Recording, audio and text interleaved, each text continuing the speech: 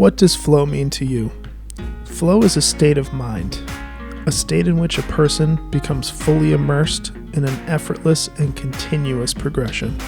To me, the ultimate goal in Jiu Jitsu is finding that perfect roll with perfect and effortless flow. I'm Professor Hayden Martz, and this is the Flow BJJ podcast.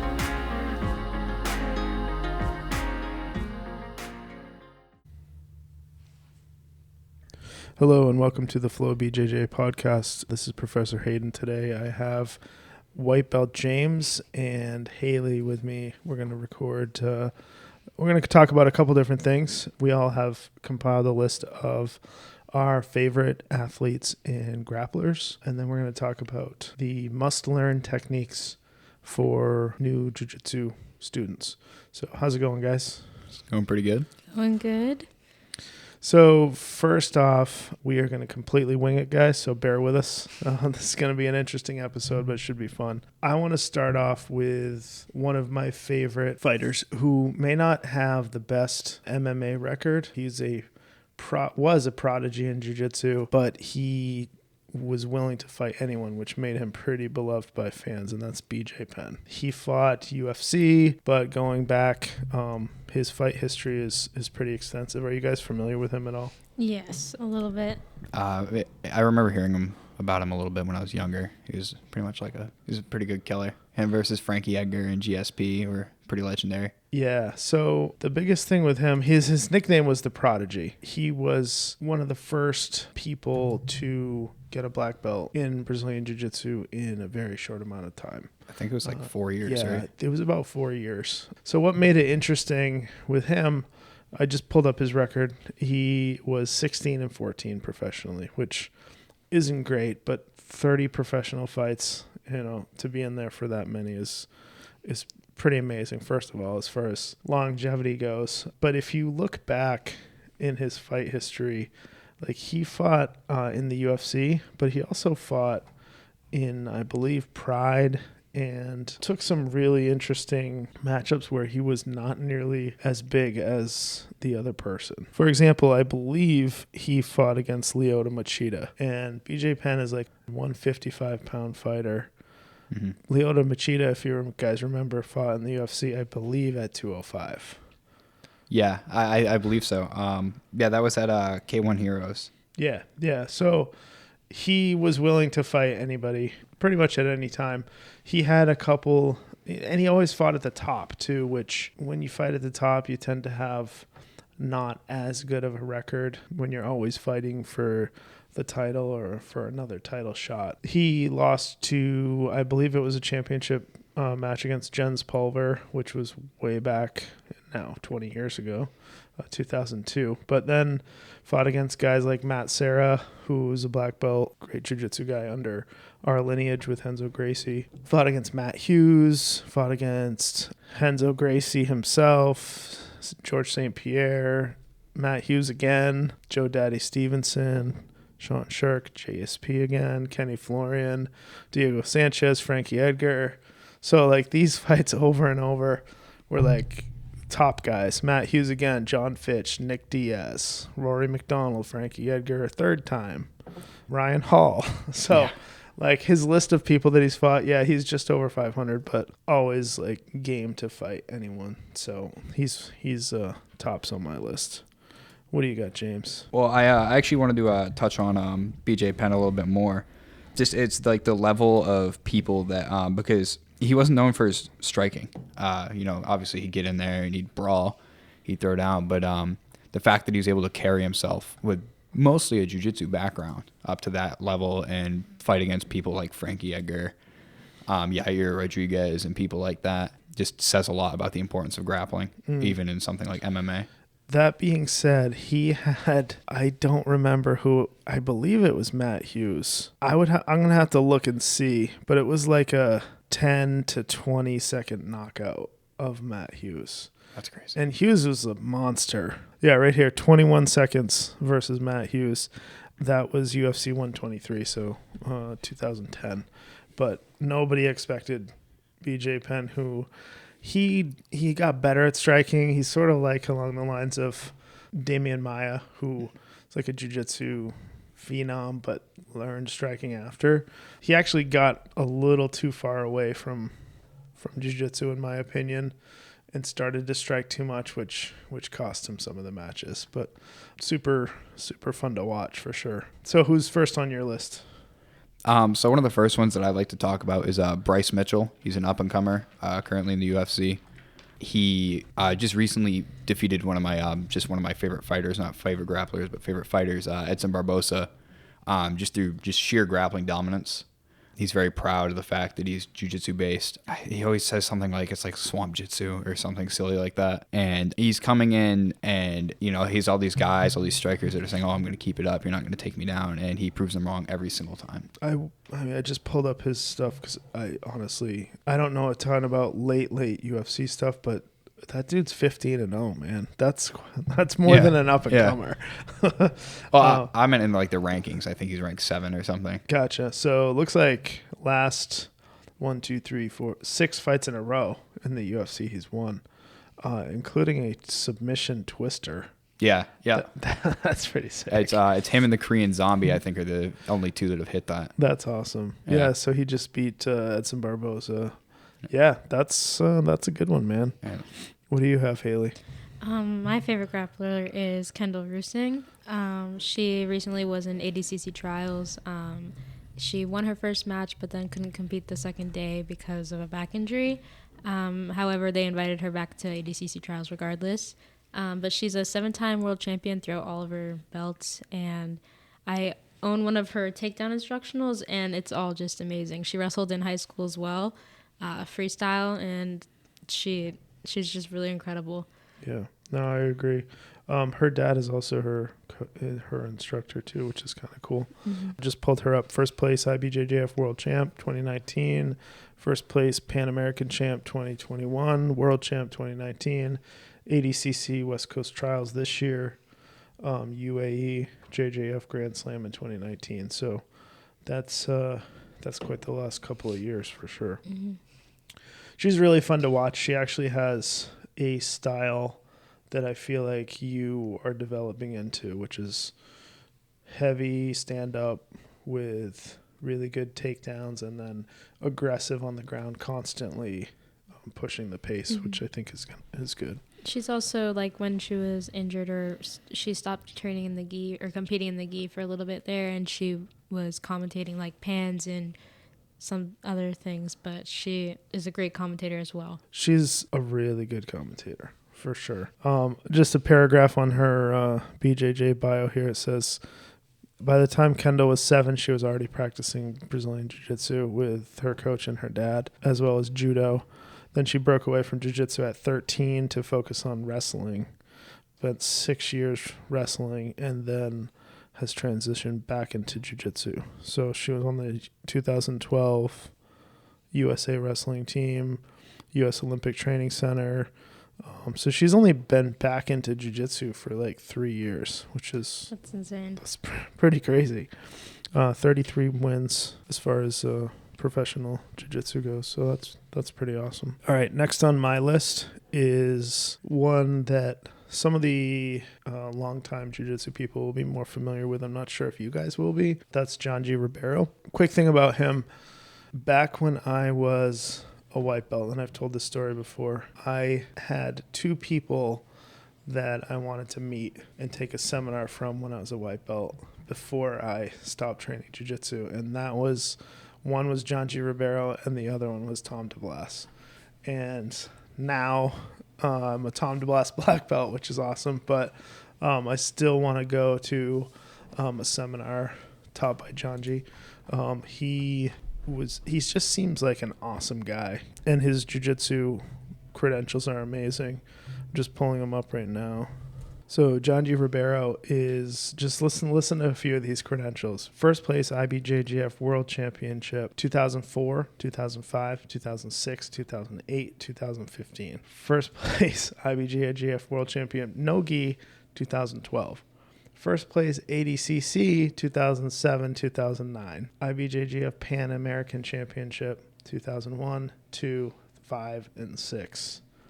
IBJJF World Championship second place 05 and 2012 gi and no gi.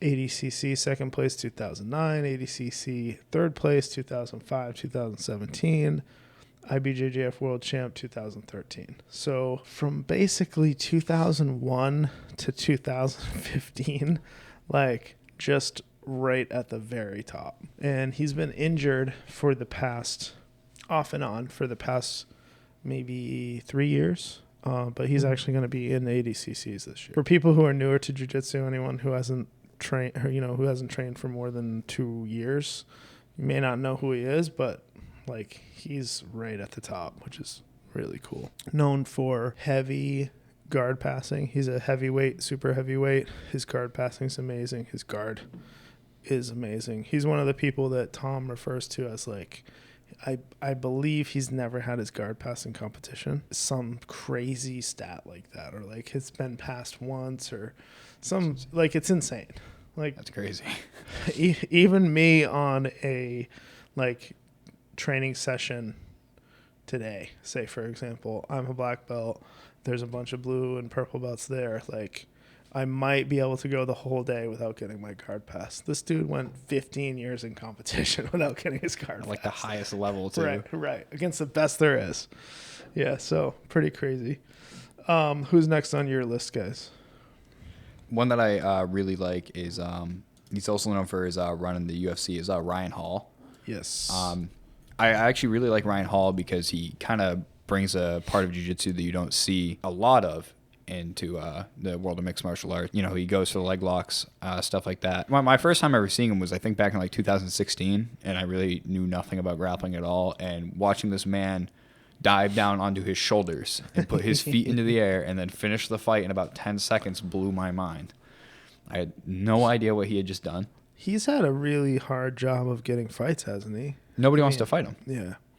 I mean, it looks like I'm just kind of going through the list of fights he's had, and I remember last year hearing about like he's ready to go, but nobody would fight him just because. Yeah. Is it because he's so unorthodox? Is that? I think it's because the leg game isn't. I don't think it's very touched upon in the world of MMA because a lot of people don't see it as being super legitimate. Because if you're on bottom in MMA, you're very susceptible to receiving strikes. But I think that Ryan Hall does a very good job of kind of showing that you just have to have like an idea and a mastery of it to a very dangerous level for it to stop you from getting punched, essentially. Yeah. Well, I think if you are so much better than someone else in this one specific area, you can exploit that. Yeah, and he's done it 9 times. Yeah. Yeah, 9-2 looks like, against, solid competition too. So it'll be interesting to see. Do I remember right that he's actually pulled guard in? Yeah, I think he has. That's crazy. His loss where he was finished the way that people kept saying, if he keeps doing this, he's going to get finished, was against Ilia Tapiera. They fought, I think, at 145 pounds against each other. And Ryan Hall, normally, he has some, good striking or whatever on the feet. He can handle himself. But he had, I think, 2 broken hands or something like that. And he still was just like, whatever, man, I'll hop in there. Hops in there and tries to go after his legs, ends up getting cracked.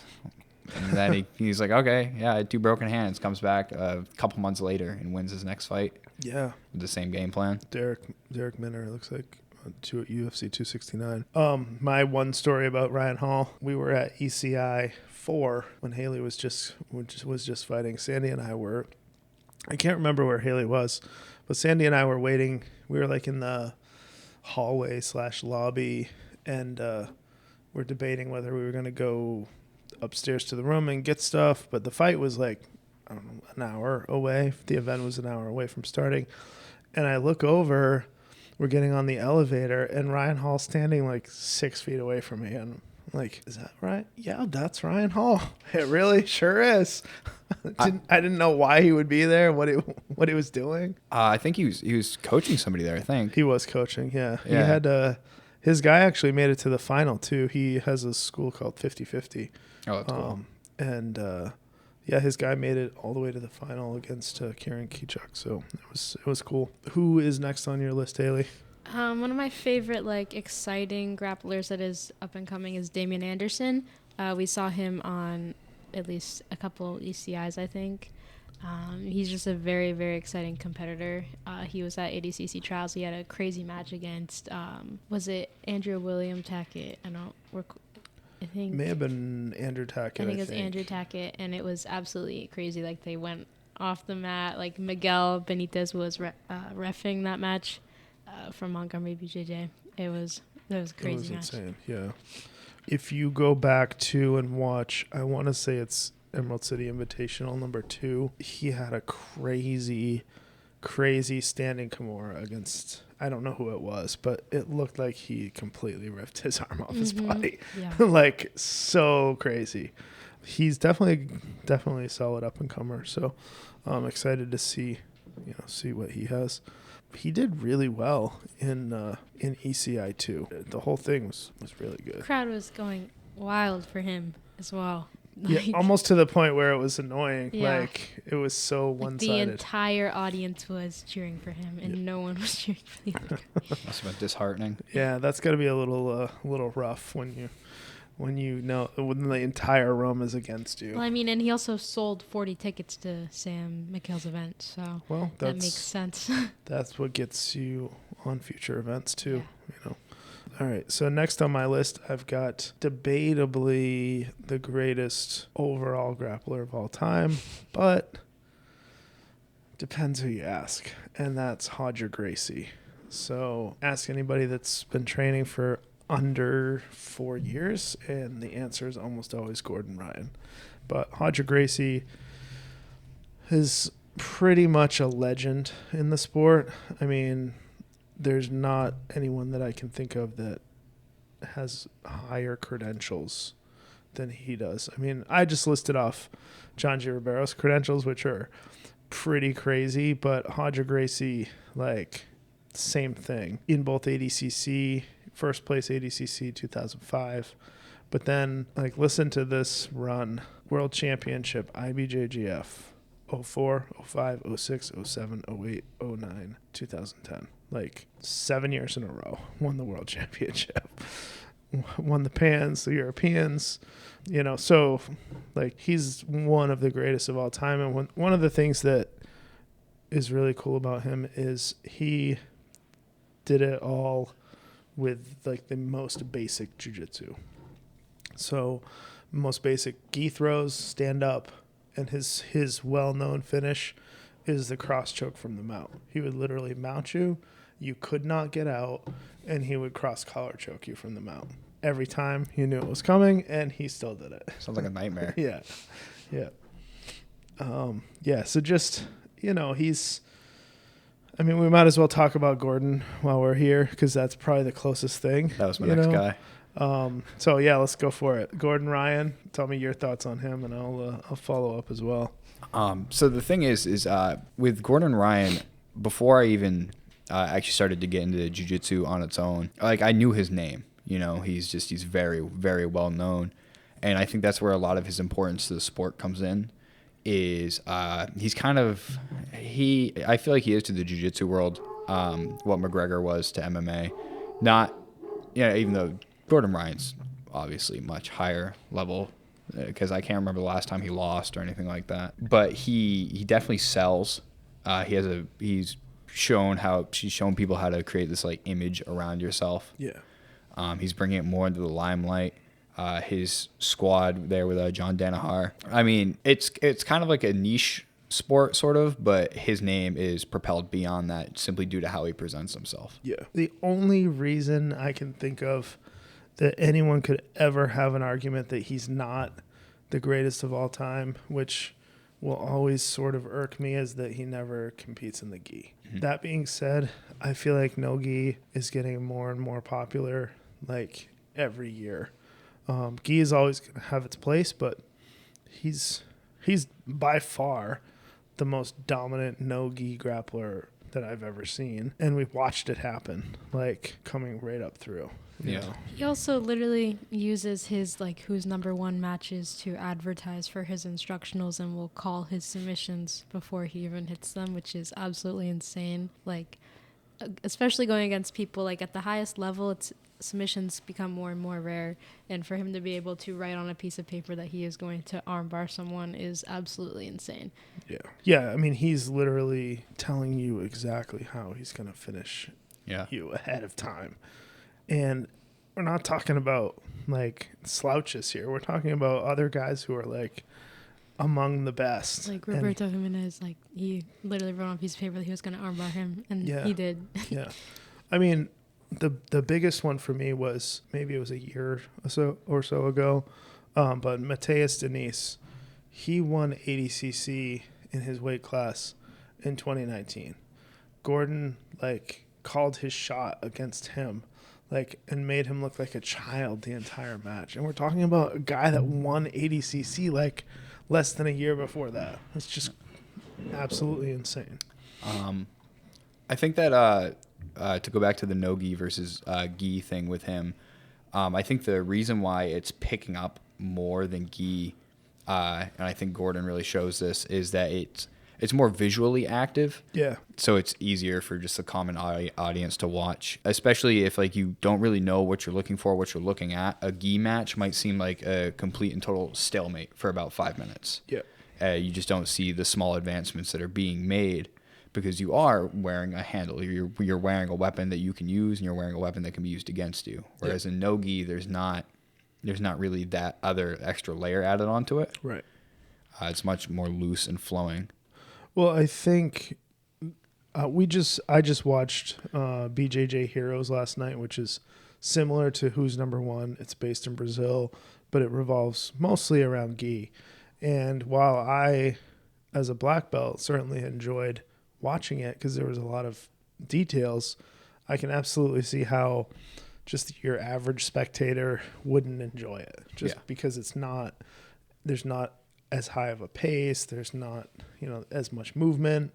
It's fun to watch, but it's definitely not as exciting as no-gi. I think like a good example was last night. The one that I ended up catching there was Micah versus Hulk. They spent the first, I believe it was 7 minutes, just both had a cross collar grip, and the other one had a grip on their sleeve. Yep.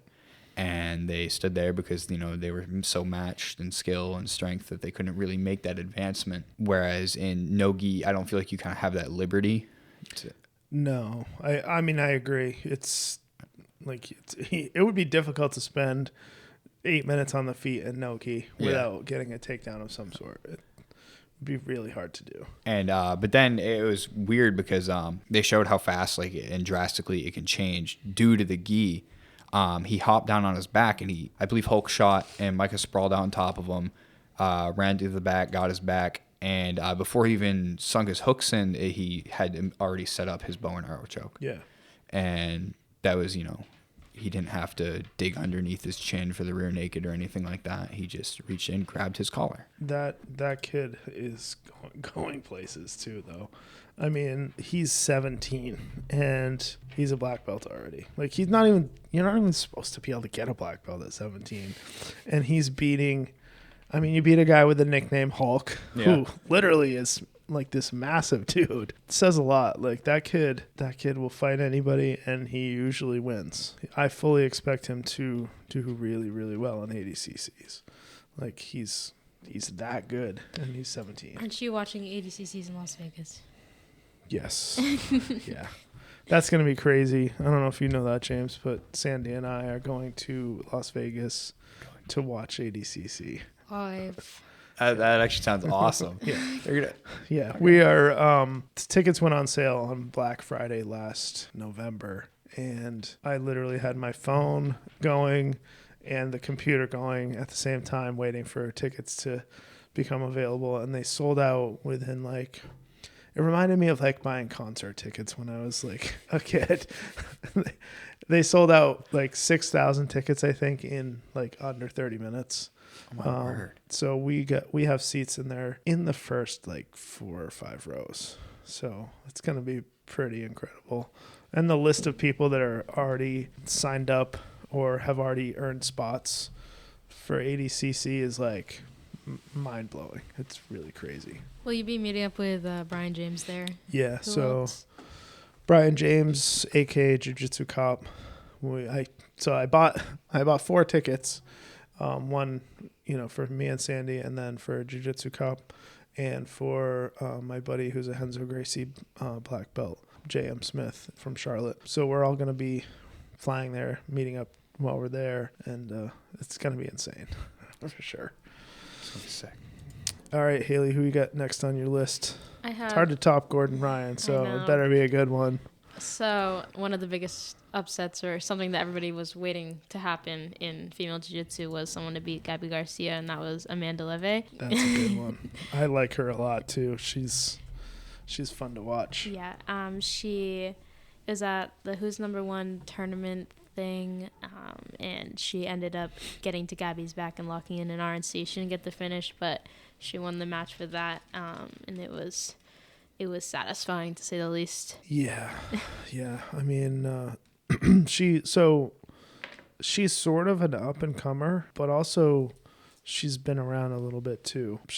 I believe she's an MMA fighter with a pretty good history in MMA. And I mean, she was even on an ECI too that we saw. Maybe you weren't there, but no, and yeah, she fought Lauren. I forget her last name, from Black Hole Jiu Jitsu. Mm-hmm. Yeah, that was a fun match too. She just had insane back control the entire time. Yeah, I think that's partially why Sam instituted the mollywomp rule at his tournaments, because she literally, I don't know if you saw it, James, but she was, so with the EBI rules, it was a 10-minute super fight.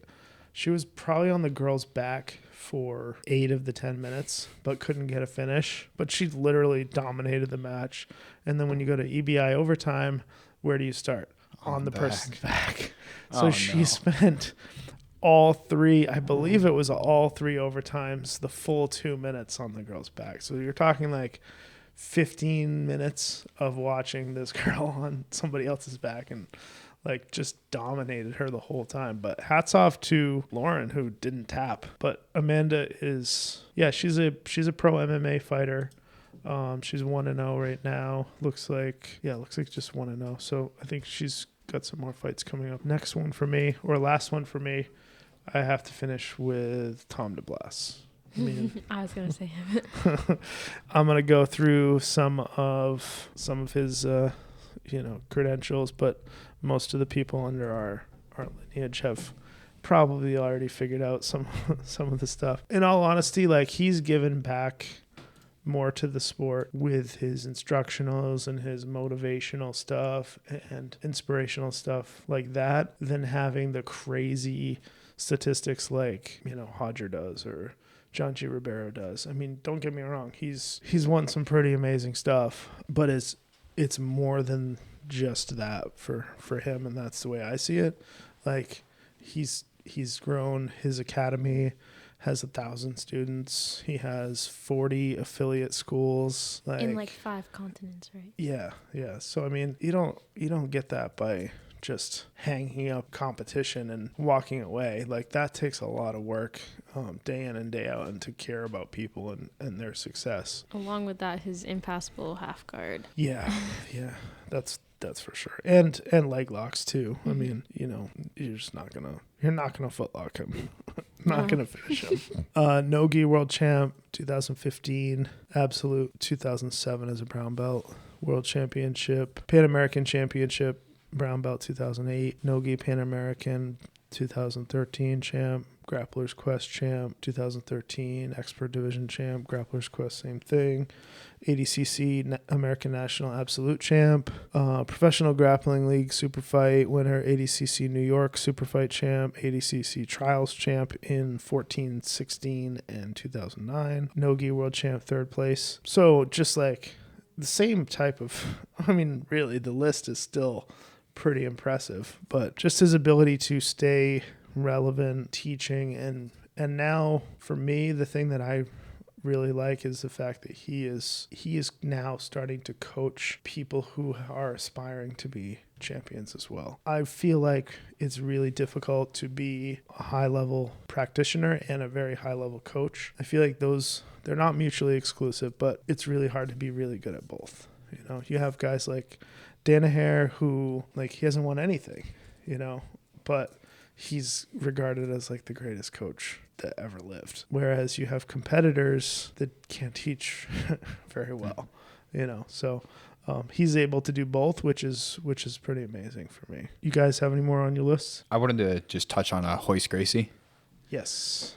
I think Good he had a record of 15-2, and he was at the first just 3 UFC events. He stacked up, I think, around 9 wins in a row. I think he was just the start of legitimizing jiu-jitsu in like the eyes of a more casual audience. He came out and he would just dominate people. I think it was literally 9 or 10 submissions in a row.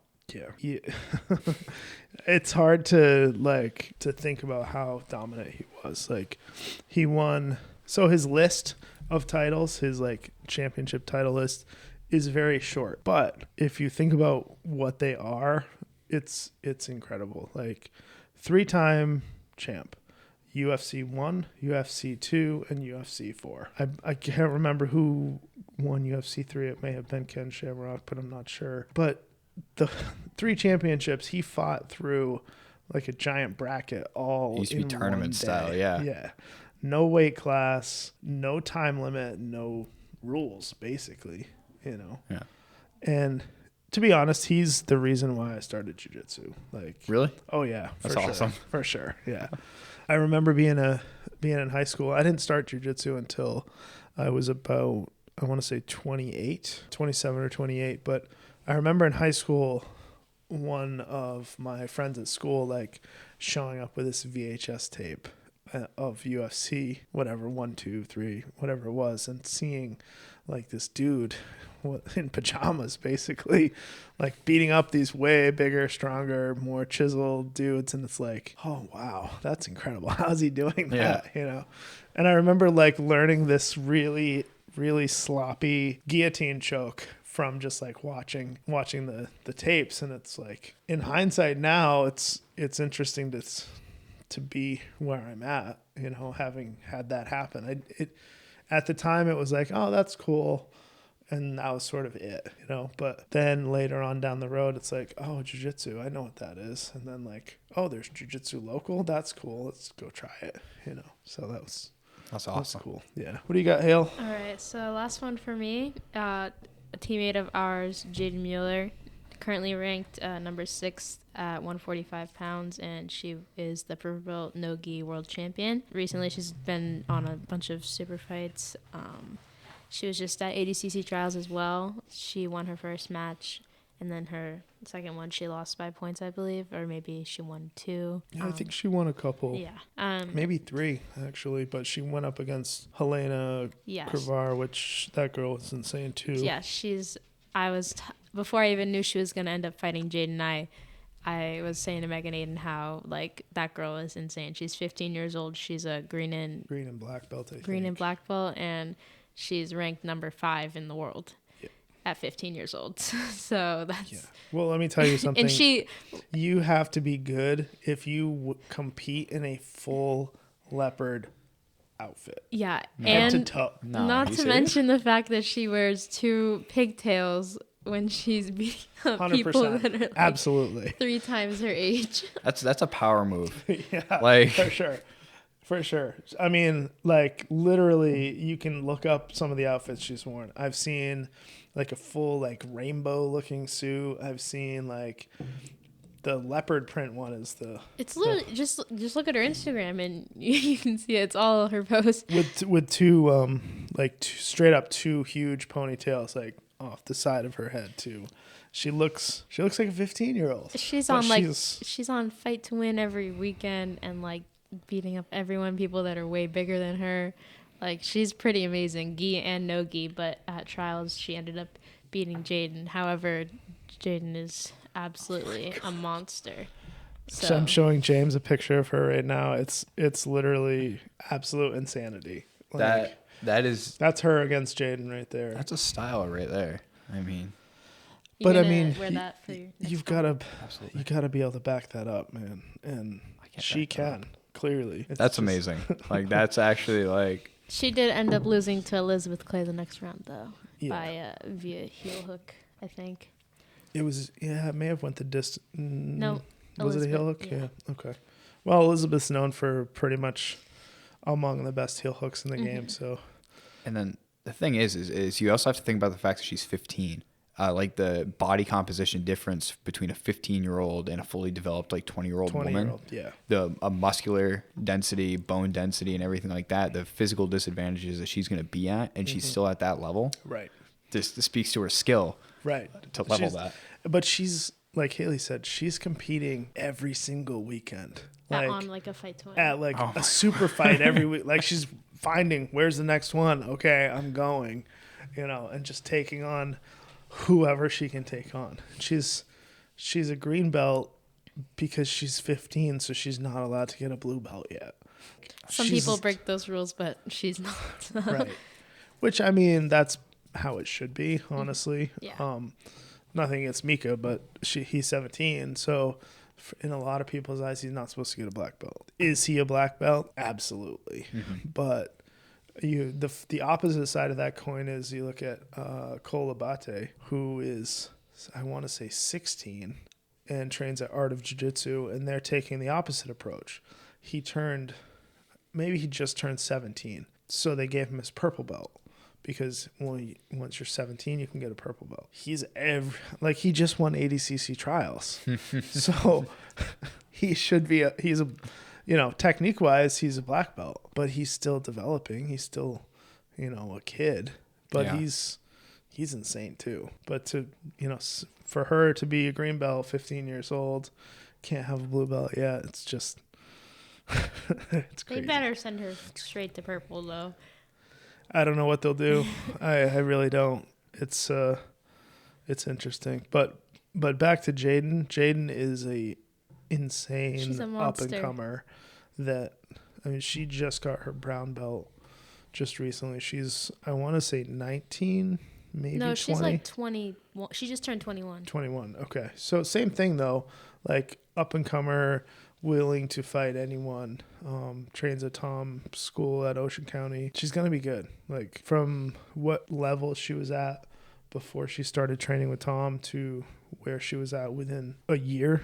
I think she's been with him a couple years now. Tom always is like, when Jane first came here, she sucked. Like, right. Like she says that all the time. I think I saw a post about that actually on his Instagram. Yeah. He was tagged in it. Yep. He so her first, I believe she was a purple belt when she got to Tom. She, shortly after joining Tom's academy, I think she's from Colorado. Yeah. Somewhere out west. She joined Tom's school, and right after that was the Pan American Championship for IBJJF. She lost in the first round. She comes back a year later after training a year with Tom and wins the Pan American Championship. I think World Championship. Yeah. I think that's what Worlds, discussed was like how much his like influence impacted not only like her like personal discipline or something like that, but like also like did she go down in weight classes if I remember correctly? She just got super strong. I think she went from being I think her weight stayed similar, but her body composition changed. Just much more conditioned, and then also just the level that he probably brings of knowledge. Yeah. If you look at some pictures of her or you see her in person, she's jacked. Like for a 20 or 21-year-old girl, she's like super jacked. When I went to Tom's like a couple months ago, like the way he like teaches, like everybody, I think I mentioned this on the last podcast maybe, but everybody starts hand fighting, there's technique, and then at the end, everybody like gets in this huge circle around the mats, and he calls like two people out, and they just like fight and try to kill each other. And like he called me and Jaden out, and Jaden just absolutely murders me.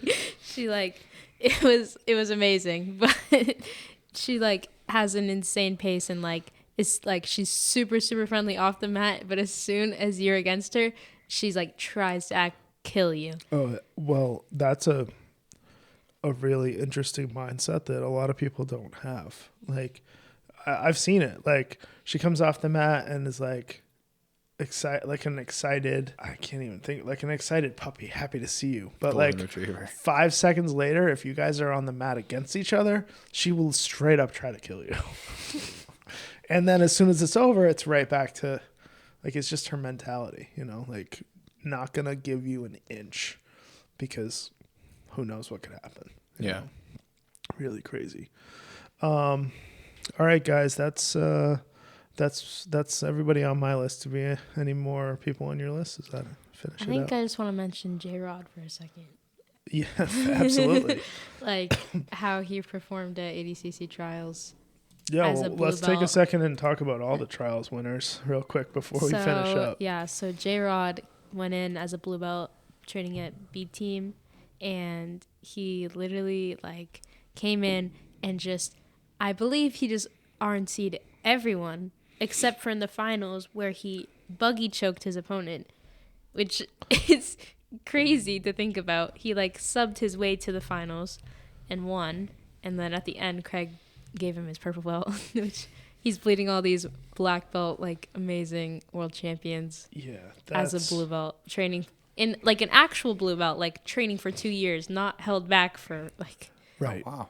like Well, that's the thing. I mean, some of these guys now are coming up through so fast. But what some people don't realize is that they're literally training like 8 to 10 hours a day, every day. So you're condensing down, let's say the average person trains 2 hours 4 times a week. That's 8 hours a week. These people are putting in like 60 hours a week.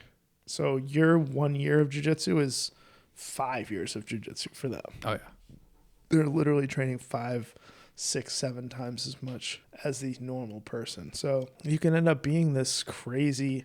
I mean, you have to have natural talent too, but you can end up being this crazy, phenomenal person who's just getting a blue belt, which is so bizarre. William Tackett too in ADC in the finals, or the whole way through, was crazy too. He beat Andy Varela. He beat, looks like, Chris Wojcik, Jonathan Satava. Like the whole thing was crazy. William Tackett, Jacob Rodriguez, Kyle Baim from 10th Planet. He won the heavyweight. That was crazy. And then the girls' matches too were both phenomenal. Brianne St. Marie and Amy Campo. that one was crazy. Amy Campo's match. Amy Campo was amazing. She's really, really good. Yeah. I hadn't really. She also beat Maggie Granddaddy and like tore her elbow off with an Americana from the mount, which is like. There's a lot of people that say that Americana is like a white belt move or a basic move. I completely disagree. Yes, you can defend a basic Americana very easily, but if you're really good at one, like, it's tough. And she was, I think it was overtime, or it was overtime. She was mounted some sort of like variation of an Americana and like jacked up her elbow bad. Oh, And Brianne St. Marie won East Coast Trials, which got her a free ride to West Coast Trials, basically. And she won West Coast Trials too, like decisively. So it's going to be interesting to see how she does as well. I think she's gonna do great. She's beaten everyone in both trials so far. So I'm excited to see her against the higher competition who's already invited. In the lower weight classes, it was, we mentioned most of them, but the smallest weight class, Keith Krikorian beat Josh Cisneros with the inside heel hook. That was pretty crazy too. Or that crazy submission that what was his name who hit on Gianni Grippo? Josh Cisneros. Oh, okay. Yeah, that's what I was thinking. Well, he hit it on 2 people. And I'm looking at the list. It doesn't even say what the move is. It says Josh Cisneros defeats Gianni Grippo via knee bar from the back.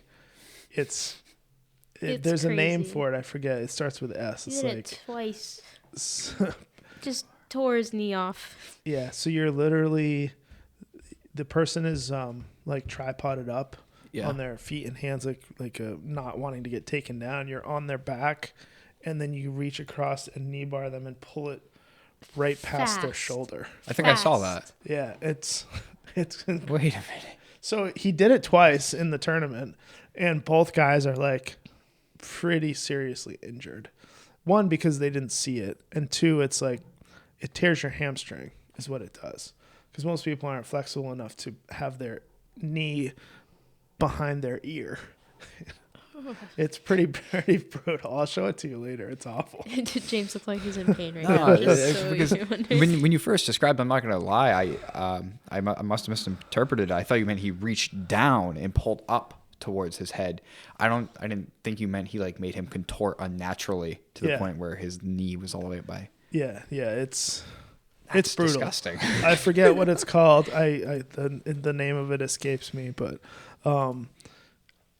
I mean, I've been training for 12 years. I've never seen that submission, and apparently those guys hadn't either because they pulled. I mean, Gianni Grippo is one of the top under 66 kilogram He's one of my favorite grapplers as well. He is, me too. He's super fun to watch. For me, he's stressful to watch because he passes the guard with like his foot in danger on purpose, and I don't know enough about the position to be okay with it. So it's like a stressful watch for me, but he's fun. He's fun to watch. He won awesome. Was it the first or second ECI? Mm-hmm. He won the second ECI. And that was a dominant performance. I think he was doing really well. Well, yeah, I mean that was the final was tournament. Against Kennedy Maciel. Yeah, that's what I'm thinking about. Yeah, so Gianni won. It may have been a 16-man tournament. I think it was. So Gianni won the whole thing. He beat Kennedy Maciel in the final, and Kennedy had just won ADCC the year before. So that's saying a lot, the level of competition. Damian Anderson was in that same tournament, mm-hmm. I believe. Yeah. So, yeah, definitely some tough guys. All right, guys, we'll wrap that one up for today. I appreciate you listening, and we'll catch you again soon. Hey guys, Professor Hayden here. I wanted to take a second to go over the Flow Sub Only sponsors and thank them for all that they do for us. First up is First National Bank. We do all of our banking and business with them. If you are in the Mid-Coast Maine area or really anywhere in southern Maine, definitely worth checking them out.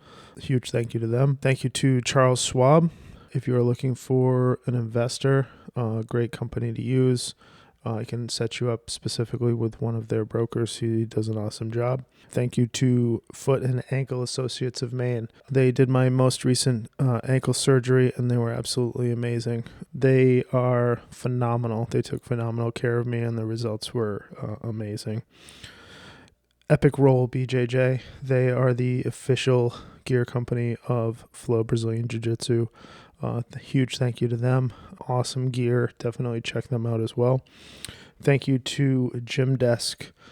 They are an amazing gym software company. They manage all of your membership dues, promotion schedules, websites, new members, everything that you need to do to operate a gym.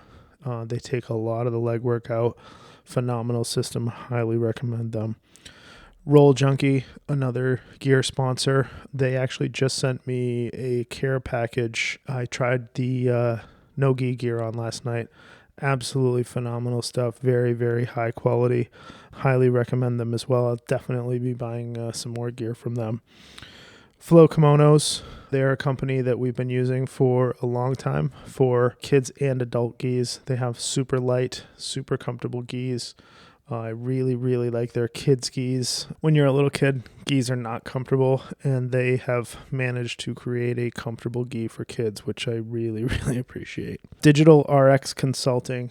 If you are in the automotive, marine industry, anything along those lines, or just marketing in general, search engine optimization, website design, any type of online digital marketing, Nick from Digital RX is phenomenal. Just message me and I can certainly hook you up with him. He's great. Jay's Barbershop. Thank you to Jay. Phenomenal place. Highly recommend if you're in the Brunswick, Bath area. Definitely check him out. Maritime Energy. They keep Flow warm in the winter and cool in the summer. Huge thank you to them for heating oil propane company. Massage by the Sea is phenomenal. If you are in Mid-Coast Maine, definitely check her out. They do an amazing job. First time is $59 for an hour massage, and it's phenomenal. And then prices are super reasonable after that. Highly, highly recommend her as well. Spine by Design. Chiropractic in Rockland, Maine. Both my wife and my daughter spend a significant amount of time there, and only the best things to say about them. Muzzy Ridge Electric. Tom, one of my purple belt students, phenomenal guy. Just had him do some electrical work at my house, and everything was done on time, efficiently, clean work. Very, very good. Highly recommend Tom as well. Lastly, Key Auto Group. They're a auto group with 26 dealers on the up and down the East Coast. Automotive needs, anything like that, definitely check them out as well. Remember, you don't need to move fast. You simply need to move forward. Life presents all of us different obstacles. It's easy to give up. However, get up, smile, and put one foot in front of the other. Everything works out. I promise you. Tom DeBlas.